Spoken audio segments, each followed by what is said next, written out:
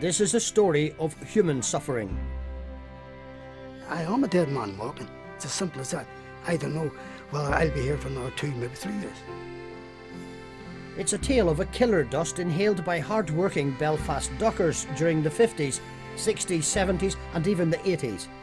Dust from the bags of asbestos they unloaded from the holds of ships. Death traps on the docks. The first I knew about the dangers of asbestos was when I collapsed a couple of times in 2001, was taken to the hospital after test after test. Then they diagnosed me with asbestosis. Death now beckons Arthur Rafferty. But for some dockers' families, it's too late. Death has already visited Kathleen Brown's family twice. It's really disgusting when you think about it, isn't it? People's lives were put in jeopardy all along, and nobody seemed to care.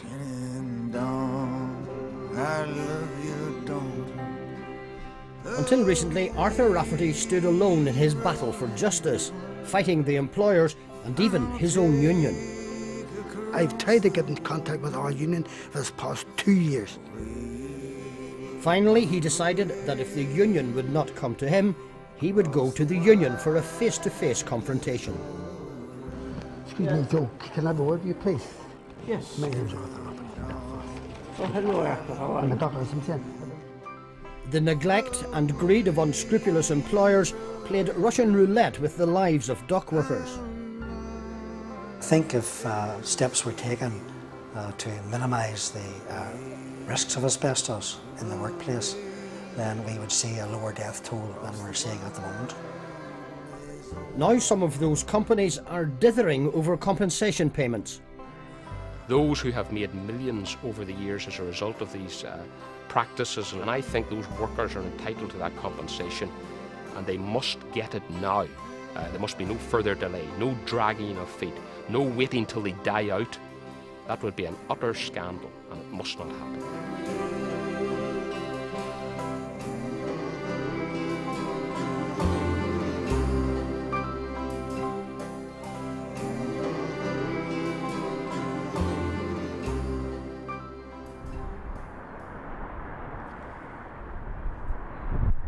I was born down in Earl Street, number 16 Earl Street. That's in the heart of the Dockland, in 1839.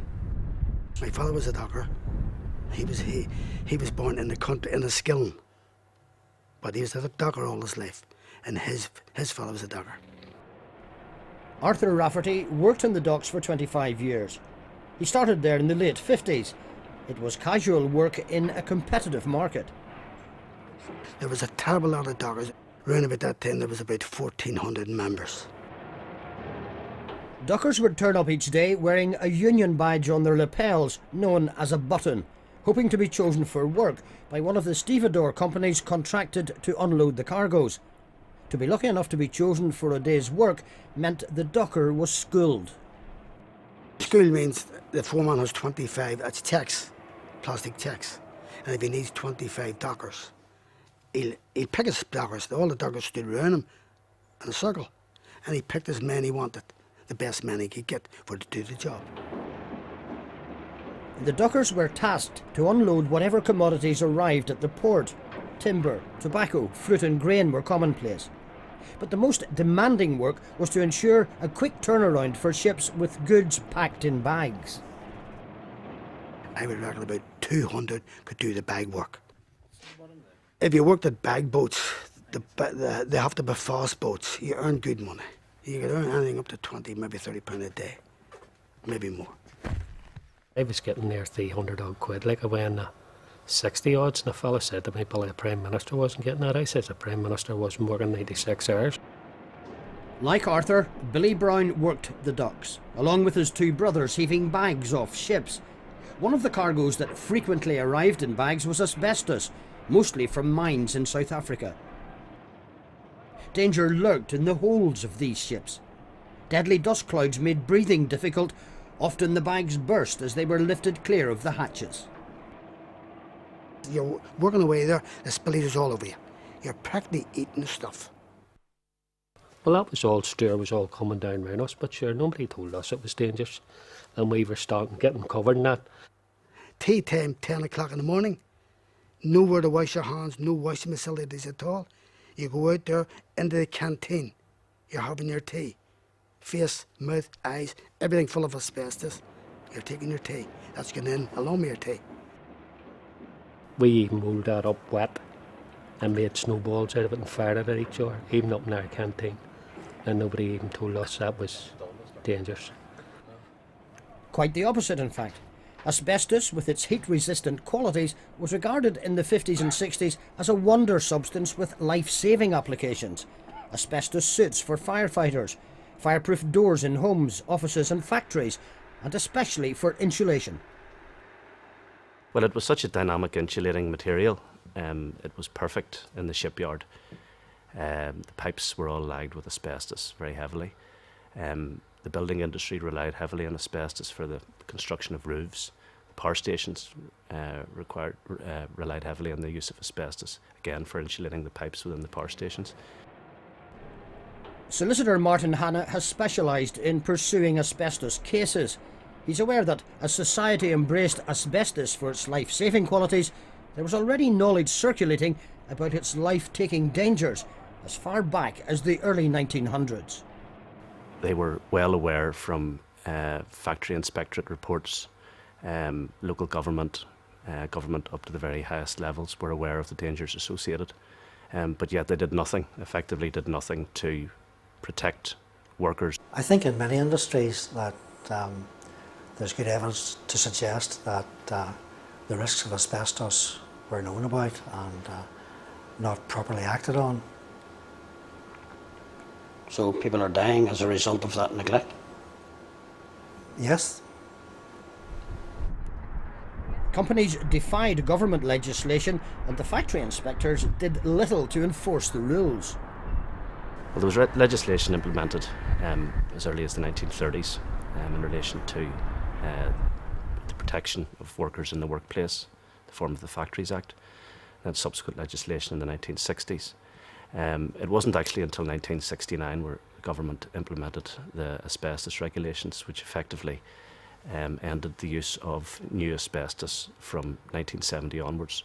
However, unfortunately, I've heard numerous examples of that not being the case, where asbestos being used well into the 1970s.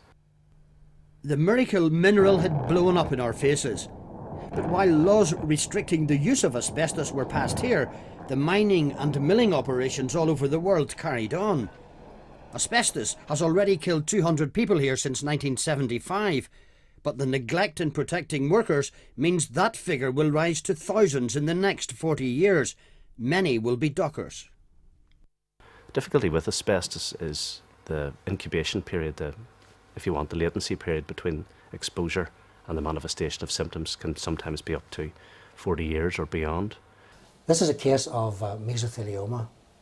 Mesothelioma is a cancer which affects the membranes which surround the lung, and it's caused by the inhalation of asbestos fibres which reach the outside of the lung through the airways. Unfortunately, the usual outcome of mesothelioma is that the patient passes away. I think we expect the epidemic, so to speak, of mesothelioma is predicted to end just about in 2050. 2050, yeah. Arthur Rafferty is fighting for his life and to correct the injustice and neglect of the past. They knew it was going to blow up. And the British government knew it was going to blow up. And what did they do? They allocated £200 million to the shipyard and nothing to dockers. Well, I think that is one of the grievances that people feel who worked in the docks, worked side by side with people doing exactly the same job, working for the shipyard, yet they're compensated. The reason lies in the fact that, of course, that Harland and Wolff was taken into government ownership at one point, and therefore the government has stepped in as an employer. This means that dockers like Arthur Rafferty are left to pursue compensation from employers or their insurers. I started an organisation called Justice for Dockers.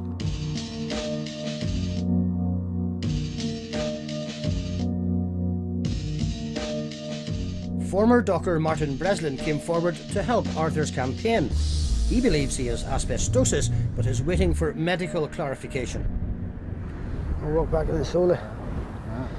When you think of all them and the speedy and boats coming in here at times, you know, you get no help from nobody. Yet the pen that the school does was only 100 yards away, and they knew the danger, and they wouldn't even tell us about it. We had millions and millions of money, and they all run at the same time. They couldn't get away quick enough. So much so, but the thing is, not only did the stevedores run, the union run too along with them. And they never even told her. The union representing the dockers was the Irish Transport and General Workers Union. Today it's known as SIPTU, and according to Arthur Rafferty, the union has been ignoring him. I started this campaign with the understanding that dockers would be flooding in. At the minute there's only about 20. One of those supporters is Hugh Murphy, a former Belfast docker now living in Dublin. We were discharging the asbestos. The bags were rotten. The asbestos was everywhere. There was clouds of it everywhere. It was up your nose. It was in your throat. There was that much of it in your throat. When you swallowed, it was like a knife cutting down your throat. Your throat was that dry. You had to keep getting water to drink so that you could spit it out. And he was told by another docker about the dangers of this asbestos, and he come up out of the huts and he wanted to see the foreman. He says, look, one little sliver of that can't kill you. So he convinced us, his wife is a nurse, he convinced us that the stuff we were working at was dangerous. So we sat down. There was clouds that were up to our ankles and asbestos dust. The foreman sent for the chairman of our union and another, one of his bully boys. They came down and threatened this docker that he would be sacked and he would be brought up and fined. Hughie Murphy walked away, but the rest of the dockers, with fear, went back to work. And Hughie was brought up, fined, and then they found a way by themselves and the employers to get rid of Hughie because he was a troublemaker. He spoke up, and that didn't do you at the docks. They expected you to be deaf and dumb. Hugh Murphy seemed to know about the dangers of asbestos. Why didn't the rest of you know about it? Hughie Murphy brought that up. They had to get rid of him quick because he was known down the dock by that committee as a troublemaker simply because he stood up for his rights, and they didn't want that. In 1974, the damage was already done because we were working at asbestos from 1958. Well, Shawnee Brown was one of the best. You usually say this thing about dead people that's died and all the rest of it, the best. Shawnee Brown was one of the best gentlemen dockers that I've known in my time around the dock. Shawnee Brown. It's all up when his wife has to come down to me and ask me to fight her case for her when there's a union there that's doing absolutely nothing for the woman. And that's gone on to a few years now. We're 7 children each. Yep. In that family. Shawnee's dead 4 years. 4 years. And the other brother, Frankie, he's dead 3 years. And our union should be fighting our case for them. And they're not. Frankie had it 4 years before Shawnee and me even. He used to pull a battle about him, breathing apparatus. We were saying, that was terrible, there, Frank. And then went down. I says, what is wrong with me? He says, the doctor says I have asbestosis, whatever that is. And I says, where'd you get it? And he says I got it working at the dock. And he says, you better go down and get yourselves checked over. Shawnee went down about a year after it. Sean, he was a big, strong, healthy man. He never had any health problems. And he boxed whenever he was a lot younger. And he used to walk everywhere. And he took sick in 2001.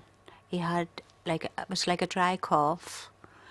And when he went to doctors, they sent him for x-rays, and they discovered that he had asbestosis, that his lungs were scarred. But in 2002, the following year, his health seemed to deteriorate very quickly. The 11th of November, they told us that he would only have a year or a year and a half to live, and it was a terrible shock then. Oh, it was brutal. I seen a man coming out with his hand over his mouth. I said to myself, all right, I'll not see Christmas. And when he took his hand away, I seen it was our Shawnee. I couldn't believe it. I jumped out of the car and ran right up. God, Jesus, it's terrible. I said, Shawnee, what's wrong with you? And he just said, Billy, I'm sorry. Oh, frick, it was terrible. 4 weeks later, he was dead. And it was a terrible death. It was terrible watching a big man deteriorate so badly. He was only a shadow of himself by the time December came, and he was on oxygen, and sort of way he lost his dignity with people watching him having to use the oxygen, and it just devastated everybody. And even yet, you find it hard to talk about. And whenever he was buried, Frankie was really ill then. And 6 months after Shawnee died, Frankie died, and we had to go through all this again. I went down to the doctors and he says, I'll have to send you up and get a scan done. So he sent me up to the city and I got a scan done. He says, you have it in your left lung. He says, but it's only wee fragments. He says, but we'll keep a check on them for you. Which, I thank God, I don't want it to get any worse, because the way our Shawnee went, I wouldn't want our Frankie. I wouldn't want it to death like that.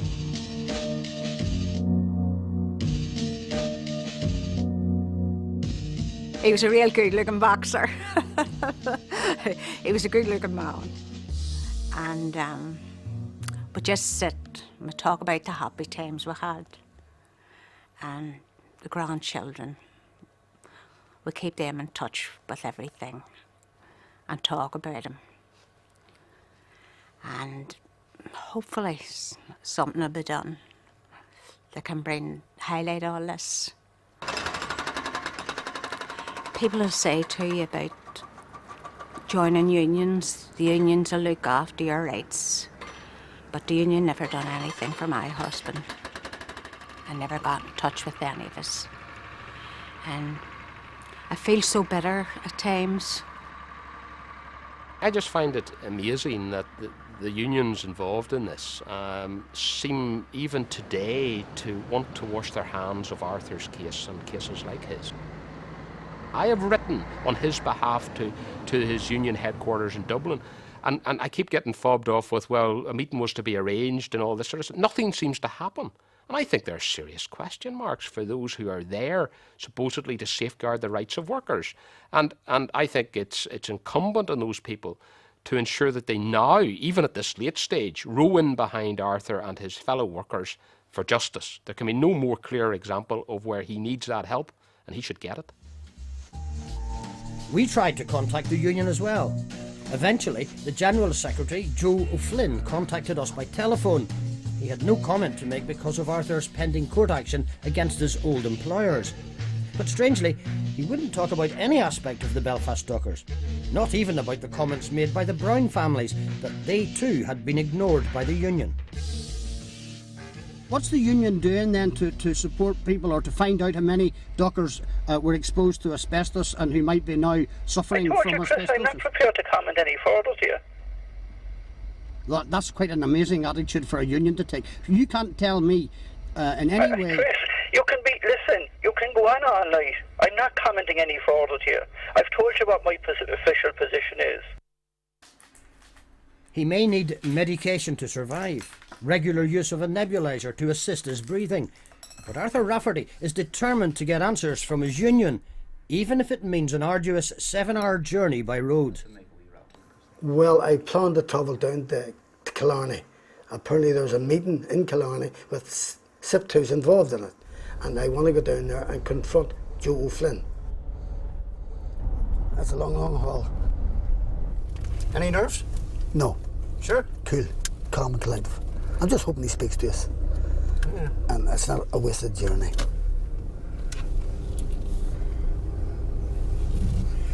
Right, you ready to go? That's it. Inside, it wasn't long before Arthur had his chance to stand in front of SIPTU General Secretary Joe O'Flynn. Excuse me, Joe, can I have a word with you, please? Yeah. There's no case pending for you or any union. I want to speak to you to try and thrash it out. Well, I tell you now, I'm anxious to try and see what we can do to assist you. Yeah. And in good faith, I will come to Belfast. Right. And I will meet up with you. Well, and we'll do what we, and it'll be in the next few weeks. I'll deal with it.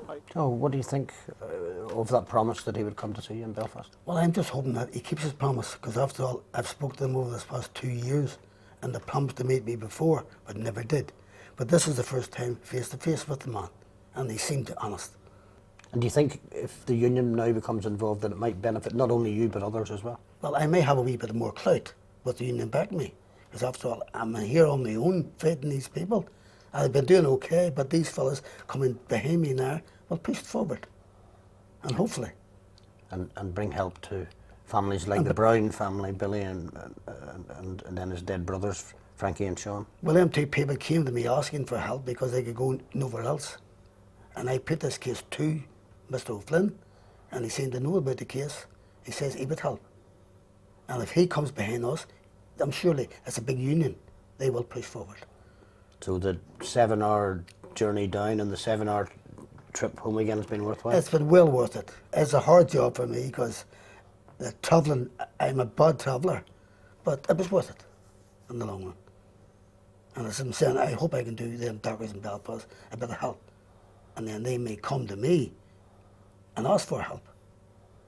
They did not know that it was dangerous and it was likely to cause harm in the future.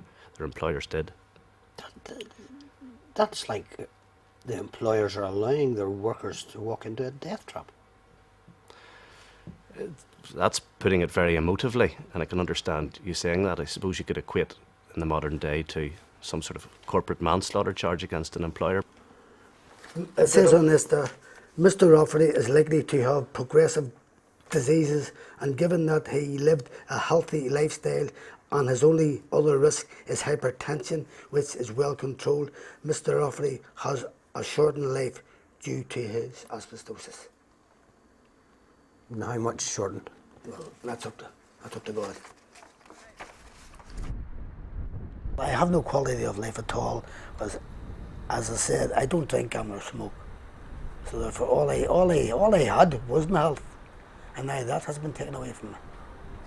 So you don't have much to look forward to. I can't plan for the future. Other people can, I can't.